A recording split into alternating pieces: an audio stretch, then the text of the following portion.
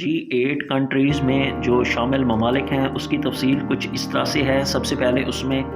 Canada شامل ہے، اس کے علاوہ دوسرے نمبر پر اٹلی شامل ہے، تیسرے نمبر پر جاپان شامل ہے، چوتھے نمبر پر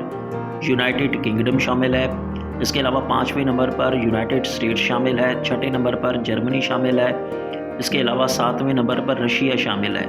اس کے علاوہ آخری اور آٹھویں نمبر پر فرانس شامل ہے۔ یہ G8 یعنی گریٹ 8 کنٹریز کا گروپ ہے۔ اس میں 8 ممالک شامل ہیں جو کہ پولیٹیکل اور اس کے علاوہ اکنامیکل ڈیولپمنٹ کے لیے آپس میں تعاون کرتے رہتے ہیں۔ اس کے علاوہ G20 کنٹریز میں شامل جو ممالک ہیں اس کی تفصیل کچھ اس طرح سے ہے۔ پہلے نمبر پر اس میں میکسیکو شامل ہے، دوسرے نمبر پر برازیل شامل ہے، تیسرے نمبر پر چائنا شامل ہے، اس کے علاوہ چوتھے نمبر پر انڈونیشیا شامل ہے،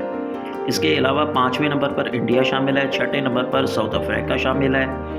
ساتویں نمبر پر ترکی شامل ہے، آٹھویں نمبر پر جرمنی شامل ہے، اس کے علاوہ نویں نمبر پر اٹلی شامل ہے، 10ویں نمبر پر ارجنٹینا ہے، اس کے علاوہ 11ویں نمبر پر جاپان ہے، 12ویں نمبر پر آسٹریلیا ہے، 13ویں نمبر پر رشیا ہے، 14ویں نمبر پر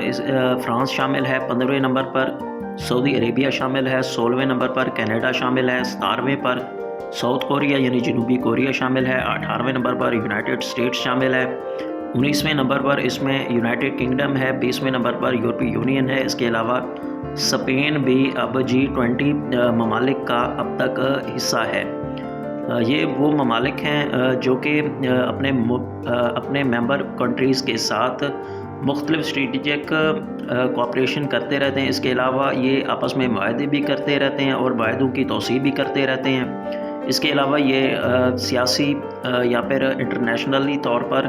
یہ ٹریڈ ہو یا سیاست ہو یا کچھ معاہدے ہوں تو یہ آپس میں تعاون کرتے رہتے ہیں۔